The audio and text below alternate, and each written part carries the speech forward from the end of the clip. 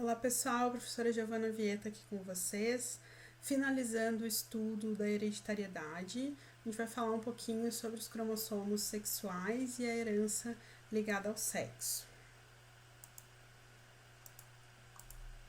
Então, até então a gente vem falando da herança autossômica, né? E agora a gente parte para herança sexual.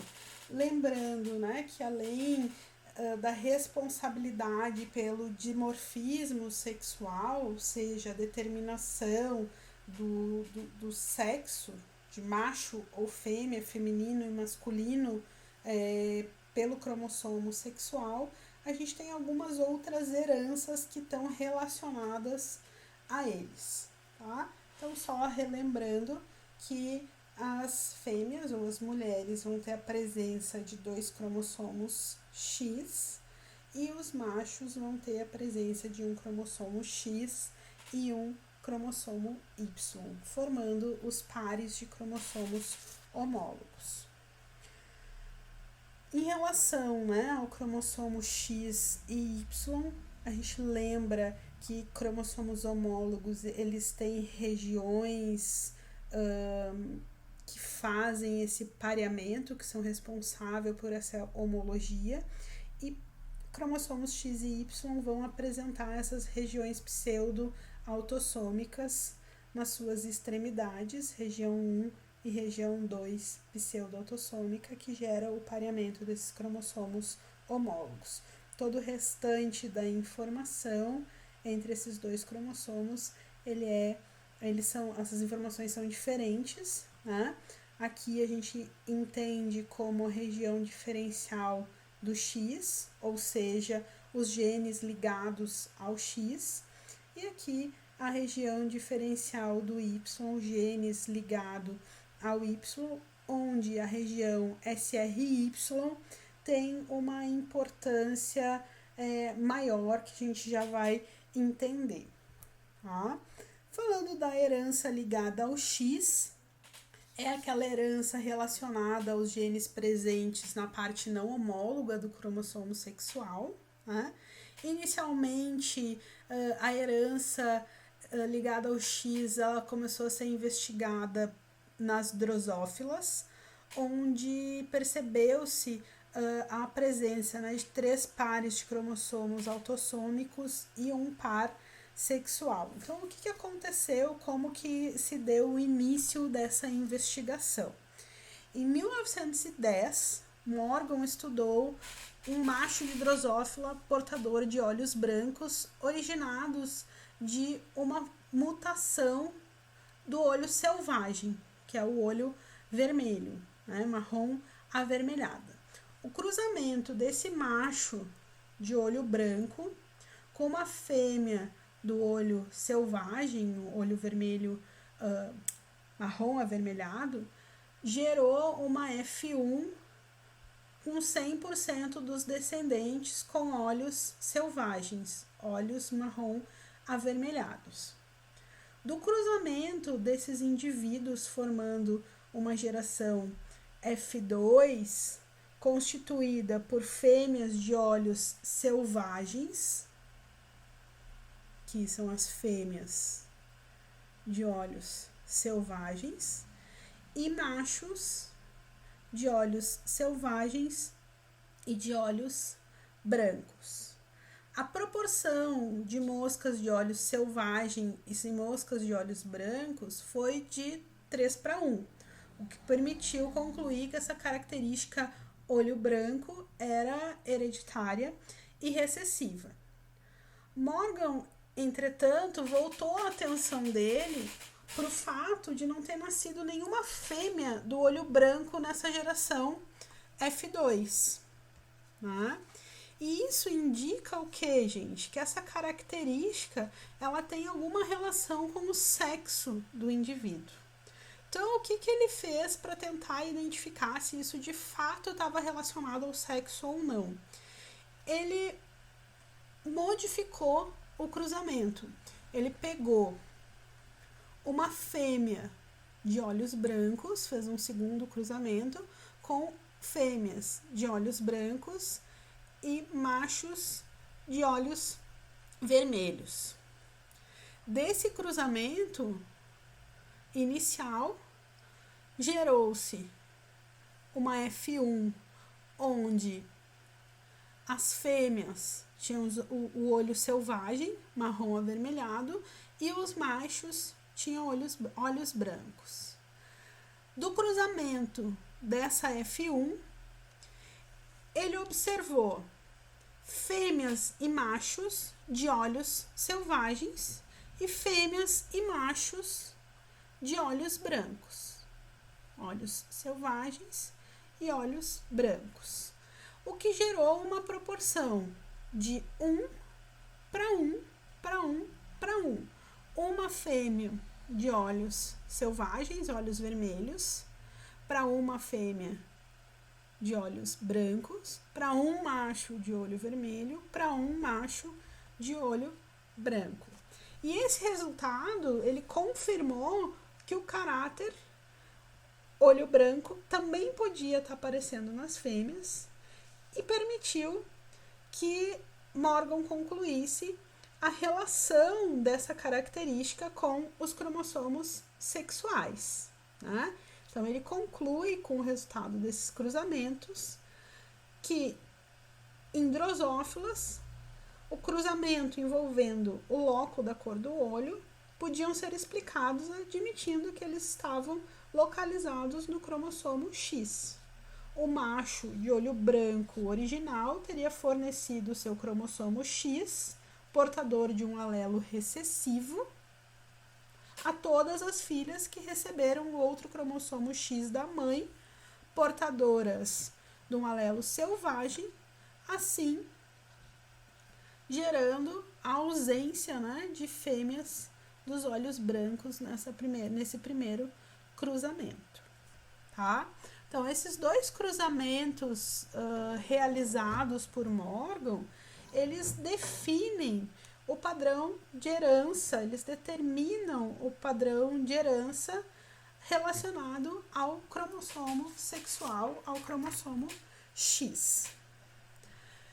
Então, os genes dos cromossomos sexuais, eles não estão necessariamente relacionados à função sexual, como a gente viu aqui nas moscas. Isso também acontece entre os humanos.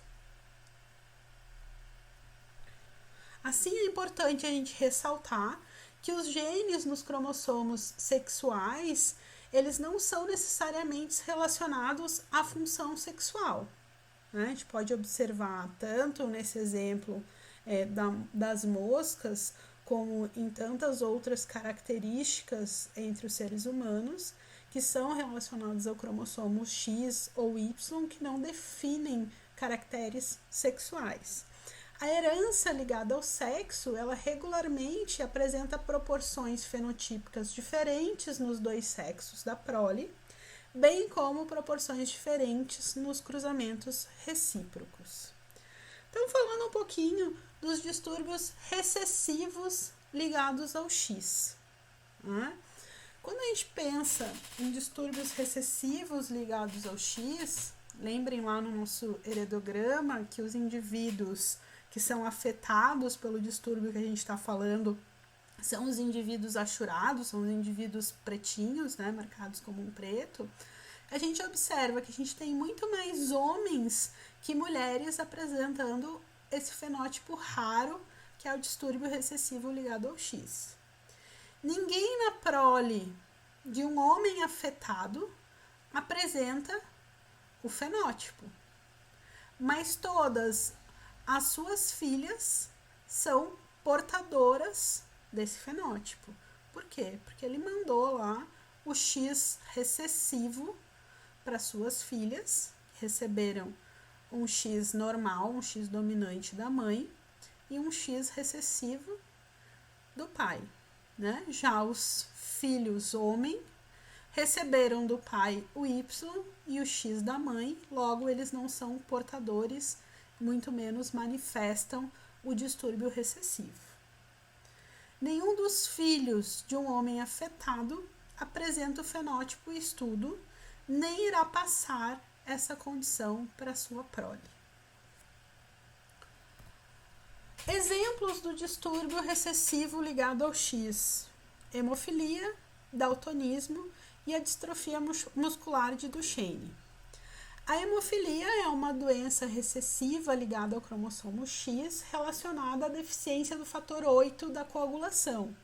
Ela tem origem de diferentes mutações que acontecem nesse gene, diferentes mutações relacionadas ao gene do fator 8, né, que estão no cromossomo X e que levam ao desenvolvimento desse distúrbio.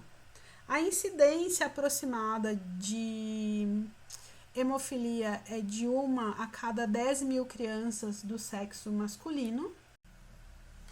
Então, a hemofilia ela foi conhecida durante a segunda metade do século XIX e os primeiros anos do século XX como doença real, uma vez que ela era apresentada, né, ela se manifestava entre os filhos da rainha Vitória. E essa doença ela acabou se disseminando entre as famílias reais europeias, né, através dos descendentes da rainha Vitória. Como que a gente observa isso? Vamos ver aqui o heredograma da família real, né? Então, a família Vitória, a rainha Vitória casou com o rei Alberto, ela era portadora de um gene recessivo ligado ao X, para a hemofilia, e ela passou para sua prole, né, esse gene recessivo. Leopoldo, filho que recebeu esse gene, desenvolveu, foi o primeiro da prole a desenvolver a doença, e algumas das filhas eram portadoras. Esse gene ele foi passando de geração para geração. Muitos meninos, muitos homens da família real apresentaram a hemofilia, né?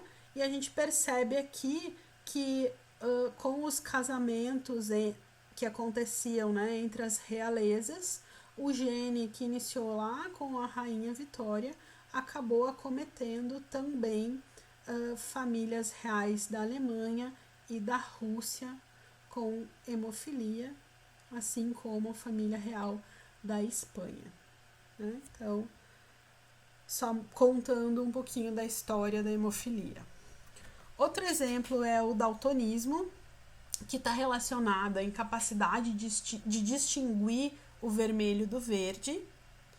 A gente sabe que a visão em cores ela é baseada em 3 tipos diferentes de células do cone da retina, cada uma sensível aos comprimentos de onda vermelho, verde e azul.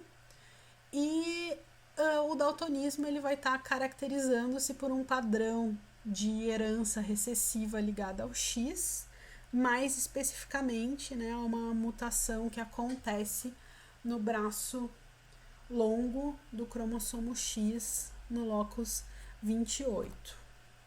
Então, os homens daltônicos, cerca de 8% da população, têm um gene X recessivo, XDzinho, daltonismo, pois são hemizigotos, e as mulheres daltônicas, que representam 0,64% da população, elas precisam ser homozigotas recessivas para apresentar o daltonismo, tá? Então, aqui a relação do fenótipo com o genótipo do daltonismo. Uma mulher normal, ela vai ter os 2 alelos dominantes. Uma mulher portadora, ela vai ter um alelo dominante e um alelo recessivo. Uma mulher daltônica vai ter os 2 alelos recessivos. Um homem normal, o seu X carrega um alelo dominante, já um homem daltônico, o seu X vai carregar um alelo recessivo, expressando assim o daltonismo.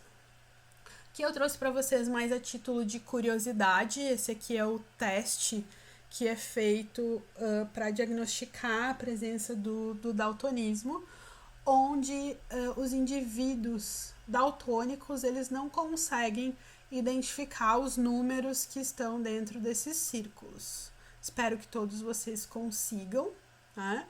Aqui a gente tem o 5, o 6, o 2, outro 5, o 8 e o 7, né? Que também pode ser visto o 3, certo? Os distúrbios dominantes ligados ao X, a gente já vai ter, né, a presença de um único alelo dominante no X, sendo causador da doença, tanto entre homens quanto entre mulheres. Nesse caso, a gente percebe que os homens afetados, eles vão estar transmitindo essa condição para todas as suas filhas, mas para nenhum dos filhos. Por quê, gente? Porque as filhas vão estar recebendo o cromossomo X paterno e o cromossomo X materno, X paterno dominante, portador, né, ou transmissor da doença, e o X materno recessivo, fazendo com que elas sejam heterozigotas, mas como é um distúrbio dominante, a presença de um único alelo é o suficiente para a manifestação da doença. Mulheres heterozigotas afetadas, casadas com homens não afetados, passam a condição para metade dos seus filhos e filhas, porque elas têm 50% de chance de passar esse alelo afetado, independente do sexo. Tá? Exemplos das doenças dominantes ligadas ao X, a síndrome de Rett, que é uma desordem dominante ligada ao cromossomo X, relacionada a uma mutação no gene MECP2, que é um repressor global de transcrição, afeta uma a cada 15 mil meninas e ela vai ter maior severidade em meninos. Está relacionada a um desenvolvimento pré-natal e perinatal aparentemente normal, desenvolvimento psicomotor aparente normal durante os primeiros 5 meses de vida, perímetro cefálico normal ao nascer, começa uma desaceleração do crescimento cefálico entre a idade de 5 a 48 meses, uma perda de habilidade manual voluntária anteriormente adquirida entre a idade de 5 e 30 meses, com o desenvolvimento subsequente de movimentos estereotipados das mãos, né? As crianças, os bebês fazem gestos como se eles estivessem torcendo ou lavando as mãos. Gera uma perda do envolvimento social no início do transtorno, embora em geral essa interação se desenvolva posteriormente. Gera ainda incoordenação da marcha ou dos movimentos do tronco e o desenvolvimento das linguagens expressiva ou receptiva severamente comprometido, com um severo retardo psicomotor. Tá? E aí a gente chega na herança ligada ao Y, né? Então, a presença do Y, além de determinar o sexo masculino, ela traz consigo as características relacionadas ao sexo, como produção maior de testosterona, barba, enfim, todos os caracteres masculinos, né? O gene SRY é considerado o gene holândrico, que tem o papel primário na masculinidade, tá? Então, ele que está relacionado a todos esses caracteres. Uma herança ligada ao cromossomo Y é a hipertricose, que é o crescimento de pelos na orelha, tá? Então, entende-se até o momento que o crescimento de pelos está relacionado à herança no cromossomo Y, ou seja, pais que têm pelos na orelha desenvolvem ou transmitem essa informação aos filhos, que também vão desenvolver o crescimento de pelos na orelha. Atualmente isso tem sido um pouco contestado, porque observa-se pais em que sua prole alguns filhos do sexo masculino apresentam esse crescimento e outros não, tá? A gente ainda pode falar em herança autossômica influenciada pelo sexo. O que é isso? Características determinadas por genes que são localizados em cromossomos autossômicos, mas que a expressão é de alguma forma bastante influenciada pelo sexo do portador. Então, a principal dessas características, ou a mais típica característica, é a calvície. Né? A calvície, ela predomina no sexo masculino, mas ela também pode acontecer no sexo feminino, tá? Onde a presença de um alelo dominante entre os homens é o suficiente para determinar a calvície. Então, ele ser homozigoto dominante ou heterozigoto determina a calvície, e a recessividade é não calvo. Já entre as mulheres, a calvície só é percebida, ou ela só acontece quando a gente tem o genótipo, né, o homozigoto dominante.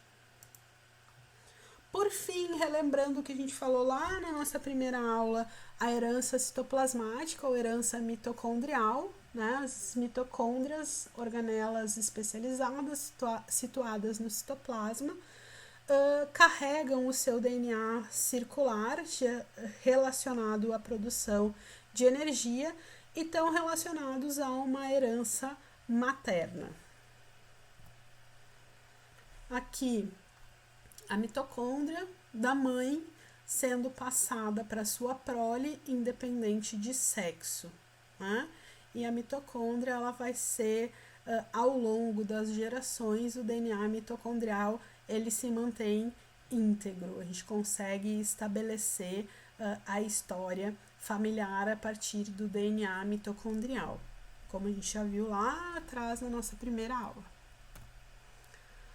O dano no DNA mitocondrial, ele pode gerar uma deficiência na biossíntese de ATP, que vai estar relacionada à ataxia, síndrome mitocondrial encefalomiopática ou síndrome de Lenz, ou ainda relacionado à cardiomiopatia. Com isso, gente, a gente finaliza o estudo da hereditariedade.